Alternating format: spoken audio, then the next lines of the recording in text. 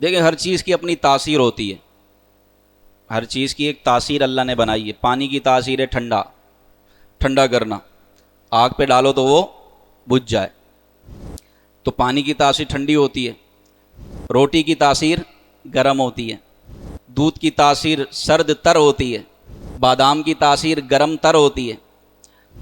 آگ جلاتی ہے، پانی بجھاتا ہے، تو ہر ایک کی اپنی اپنی تاثیر ہوتی ہے۔ اہل بیت کی تاثیر یہ ہے کہ جو ان سے محبت کرے اللہ اس کو اپنا محبوب بنا لیتا ہے، یہ ان کی تاثیر ہے۔ جو ان سے محبت کرے اللہ ان کو کیا بنا لیتا ہے؟ اپنا۔ اور یہ سرکار نے دعا فرمائی ہے، اے اللہ میں ان دونوں سے محبت کرتا ہوں، حسن و حسین سے، تو بھی ان سے محبت فرما، اور جو ان سے محبت کرے تو ان کو اپنا محبوب بنا۔ تو محبت کرتے نہیں کرتے؟ الحمدللہ، بولیں الحمدللہ محبت کرتے ہیں۔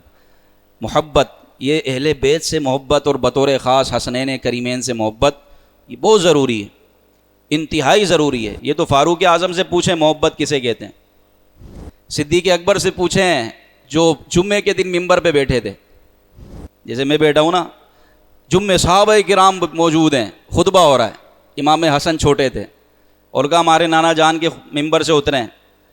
یہ غالباً خلافت کے بعد آپ کا پہلا خطبہ تھا، نبی پاک صلی اللہ علیہ وسلم دنیا سے تشریف لے گئے، تو ممبر پہ تو حضور بیٹھا کرتے تھے۔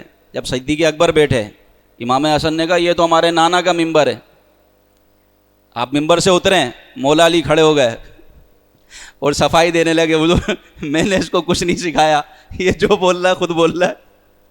ایسا ہوتا ہے نا بعض اوقات گھر میں بات ہوتی ہے، بچہ بولتا ہے، وہ بھانڈا پھوڑ دیتا ہے، گھر میں تو یہ ہو رہا تھا، تو حضرت علی کھڑے ہوئے، میں نے اس کو کچھ نہیں بولا، یہ خود سے بول رہا ہے۔ تو صدیق اکبر آئے، امام حسن کو پیار کیا اور کہا کہ بیٹا یہ ممبر بھی تمہارے نانا کا ہے، ہم بھی تمہارے نانا جان کے۔ حضرت عمر رضی اللہ تعالیٰ عنہ فرماتے ہیں کہ میرے سر پر جو بال اگے ہیں یہ بھی محمد مصطفیٰ صلی اللہ علیہ وسلم اور ان کے اہل بیت کا صدقہ ہے۔